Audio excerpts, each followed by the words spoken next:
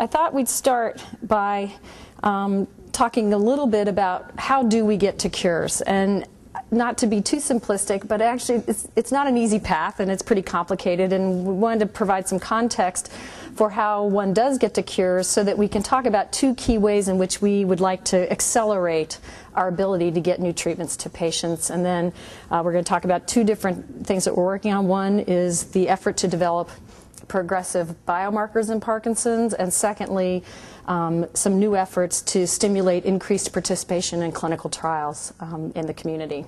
And then again, you'll hear from two additional speakers to talk further about some of the aspects of these two topics, and we'll open up for Q&A.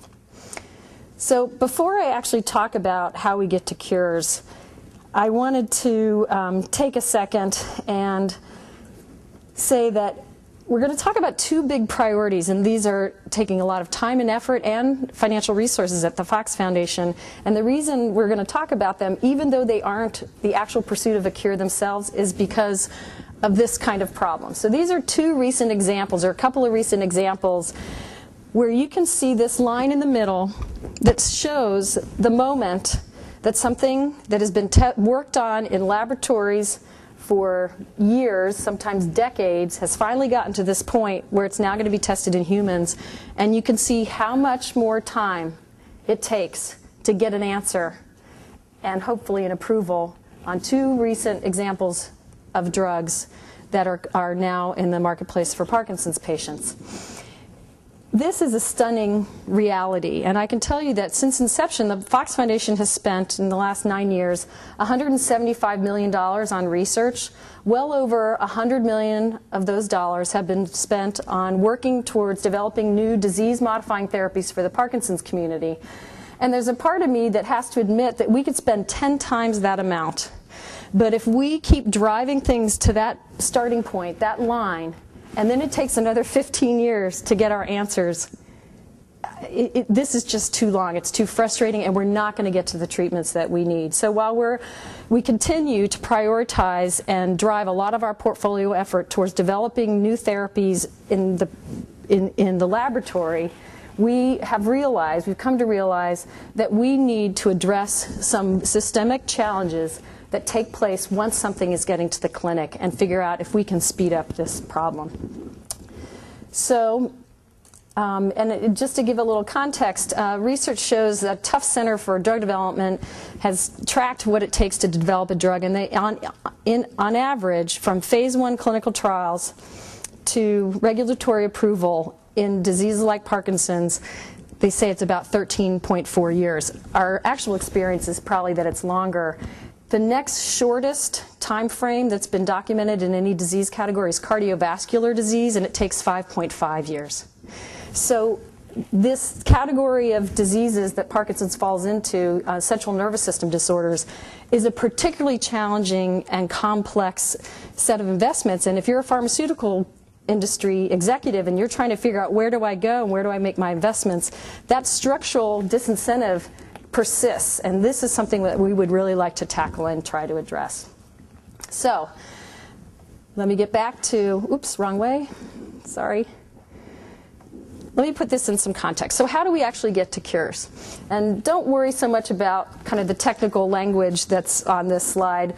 Let me just say that there are a lot of steps, and they're pretty technical steps. And the first 4 steps in this slide are really where activity is taking place in laboratories. And the last 2 steps are when things are finally being tested in humans to figure out if they can actually be effective treatments. And if we look at this system, which, without thinking about the technical names, I would call this the aha moment to the drugstore shelf, that whole system actually is what we're trying to navigate every time we start with an idea in an academic research lab and try to get it to serve the patients. So when we think about this entire system, this process of getting to cures, one of the questions you might ask is, well, if that path is long and complex, you know, who's playing in that path and where's the money allocated today? And I can tell you that the government, through the National Institutes of Health, makes a very significant investment way over here. And across all diseases, it's nearly $30 billion a year, and in Parkinson's, it's estimated to be about $156 million. And at the other far end, you have biotechnology and pharmaceutical company players, and they actually spend nearly $70 billion across all diseases. And again, in Parkinson's, it's estimated maybe $680 million. Over $100 billion across all diseases, less than $1 billion in Parkinson's. That sounds like a lot of money. Why doesn't it work better? And I can tell you one of the key things that we have found at the Fox Foundation in working hard at thinking through how to make this system work better for patients is that there's actually a pretty significant disconnect between what goes on in an academic research lab, typically, and what it takes to get an idea to the point where the people who are actually going to turn those ideas into treatments for patients who are going to commercialize those ideas, that disconnect is a pretty tough valley to traverse. It's commonly referred to as the valley of death, and we spend a lot of time trying to understand how can we navigate that. You know, what are the most promising therapeutic approaches? What are the next critical steps? What stands in the way of progress? You know, where can patient dollars, Fox Foundation dollars, be placed? How can we lead and facilitate movement? Ultimately, what we're trying to do, and I think what the whole field is interested in and can benefit from, is figuring out how to de-risk an idea sufficiently so that it gets to the point where commercialization is a possibility. This is where we have had success in our first 8-9 years in really driving some progress. And as I mentioned before, we've spent $175 million so far, $100 million of it towards specifically on disease-modifying therapies. And what we see is that we are successfully building a pipeline. And more things are, in fact, moving to the clinic. And I have to say, that's pretty exciting. But here we come back to this line. And so you have the lab work on the right, which can take hundreds of millions of dollars before it even gets to this line, and then we're feeding it into this really challenging mechanism. So in addressing this and thinking about this at the Fox Foundation, we've realized that these investments in building the pipeline will be for naught if we don't figure out how to address this challenge. And so we have looked specifically at what we can do to better understand the challenges in the clinical trial testing system, and these are the kind of things that we recognize. Currently, it takes a lot of people, and they have to be observed for a very long time so that you can demonstrate that you have an effect in a treatment. Participants for trials are very difficult to recruit, so that is a large part of those bars that lengthen that and lead to these long processes. And what we find is that most trials take much longer to recruit than you could imagine. And so to me, it's such a shame. You get to this point where you finally, after years and millions of dollars in investment, get something that you could possibly test and want to try in humans to see if it really works. And then you find yourself languishing for years more. And I don't think that the patient community really appreciates that that is where ideas can be stalled, but it is in fact the case. The other challenge that we face is that there's no real way for us to objectively see that actually when we give a treatment, how do we know that it's really working?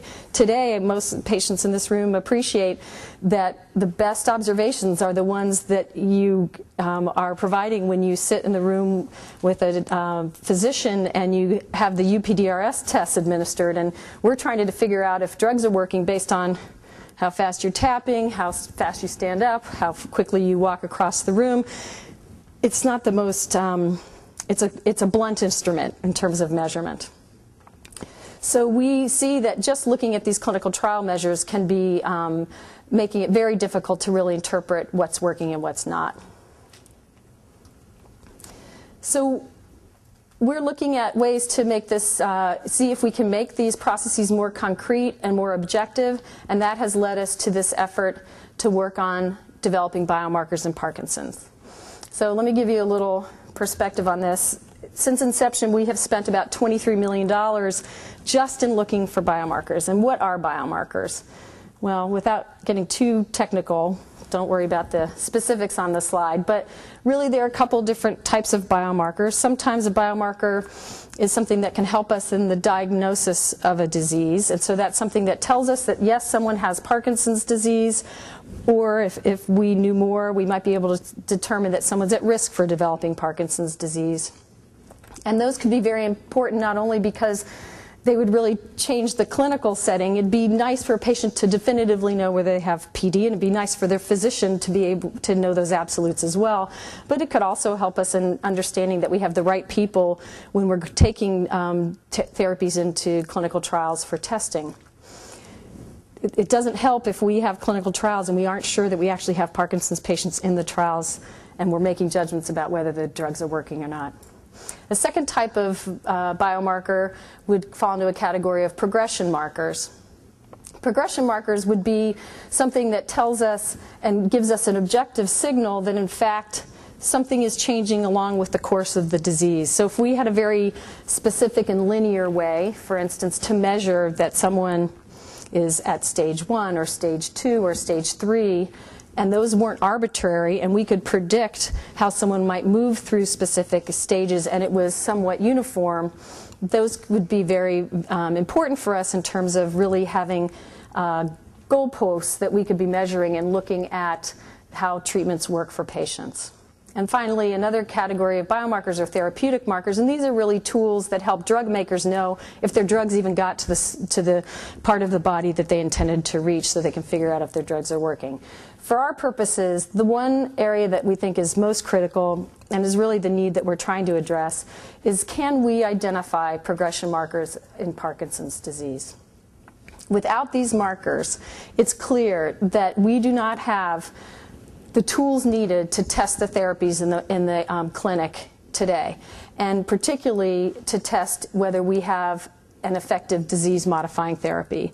And again, if you think about the work that's being done to build the pipeline of disease-modifying therapies, if you get to the point where you're moving these things into the clinic, and we're optimistic that more and more things are emerging, and yet you don't have ways to actually demonstrate that they're working, you've kind of built a pipeline that's going to stall.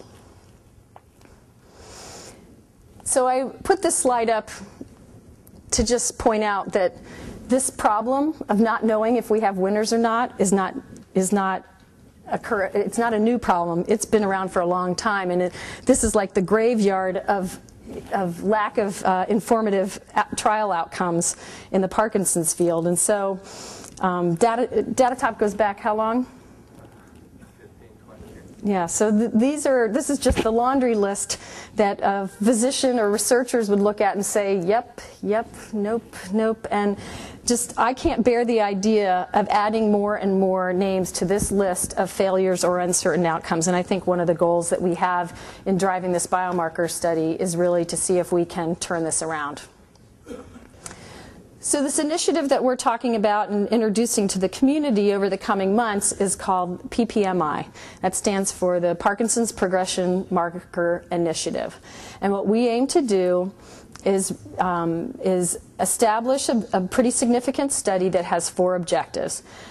We hope to assemble a pristine data set that is really a combination of clinical and biological inputs from a patient community as well as healthy controls, and use that data set to both test some existing candidates, some potential biomarkers that we think might be informative, as well as kind of set aside some reserve samples to possibly continue to test biomarker ideas in the future. We hope we see, based on the candidate markers that are already in place, that standardization is a really important goal in this trial. And so it ends up that one of the goals is to really select a group of clinical sites around the country that are the top clinical execution sites who show the expertise and the skill to be able to do a whole measure, a battery of different clinical and biological tests that will contribute to this data set.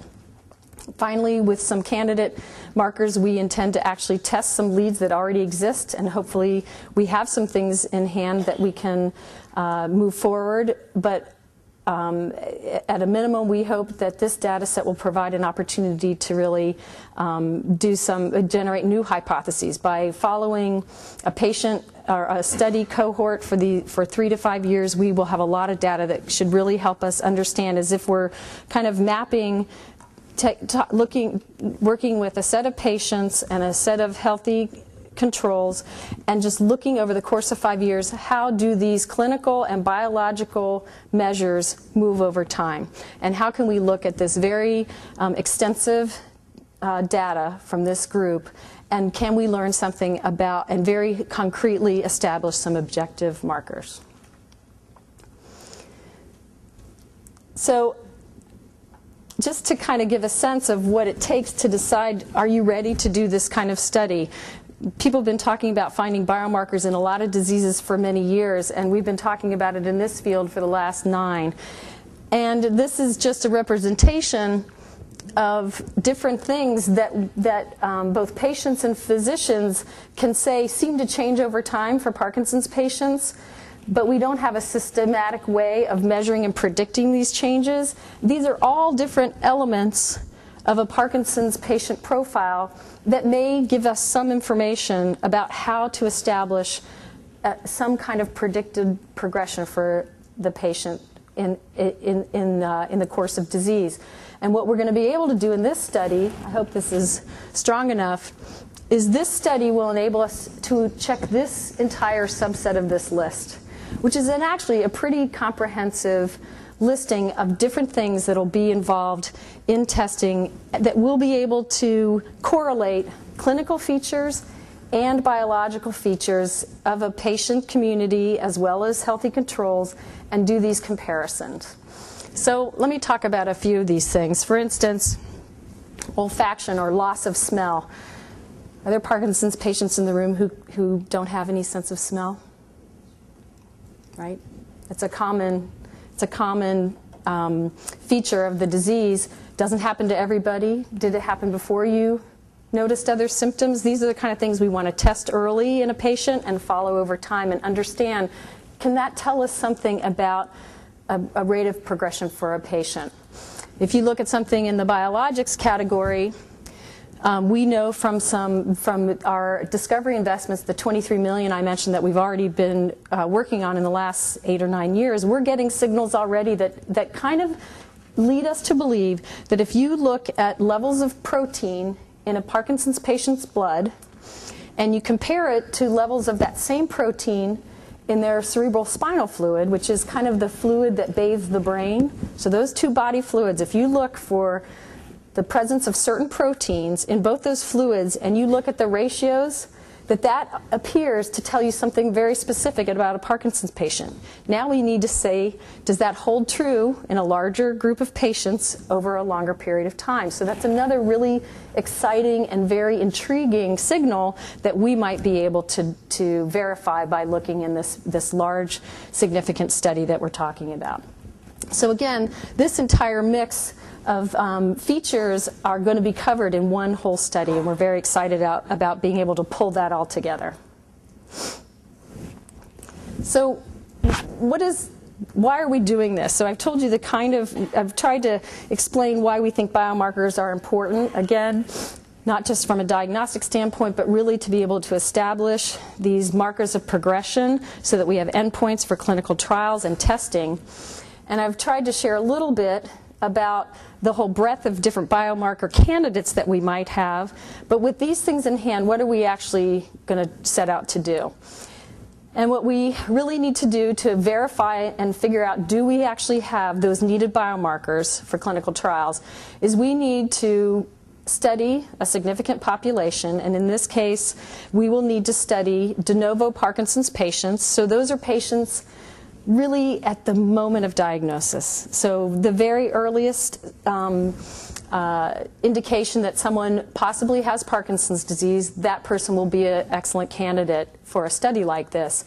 And again, we'll need to study an age and gender matched group of healthy people right alongside them. What we want to make sure we are identifying is not a marker that changes with age, but in fact a marker that changes. So gray hair is not, grayness of hair is not what we're looking for. We're looking for changes of protein. We want to make sure that it's something about Parkinson's disease, not something about aging. So de novo patients, de novo meaning newly diagnosed, not taking any medicine yet. So this type of, these will be our key candidates for this type of study.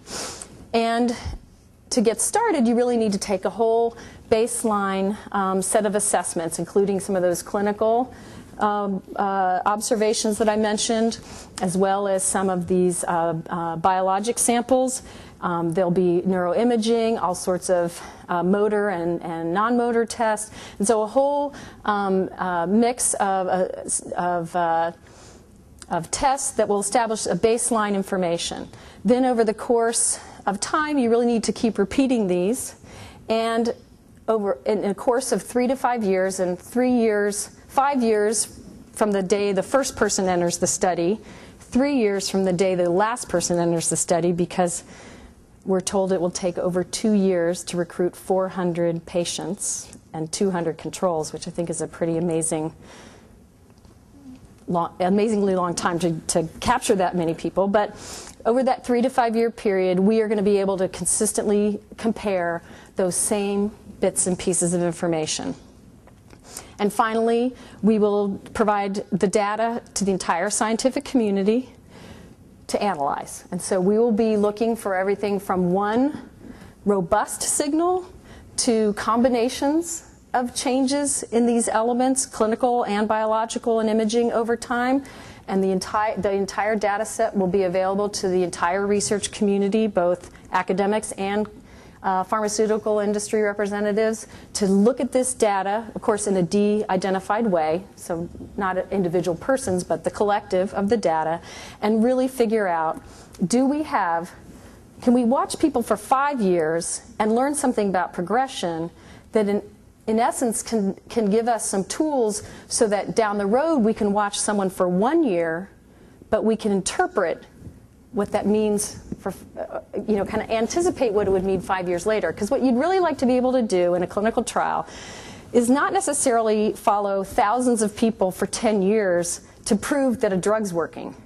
What you'd really like to be able to do is follow 200 people for 9 months and be able to say, we know that if something changes a little bit, it's an indication that we're making progress in slowing the disease. So a good analogy would be of a biomarker in another field would be blood pressure. So in cardiovascular disease, we no longer follow 10,000 people for 10 years to figure out if you give them a drug, does it prevent them from having heart attacks. Now we give them a drug, and a drug company can watch them for 6 months or a smaller number of people for a shorter period of time and determine, in fact, we can see that we're able to alter blood pressure, and that's an indication that we've lowered their risk for a heart attack. Therefore, we know we have a winner. So that's the kind of tool that we're looking for.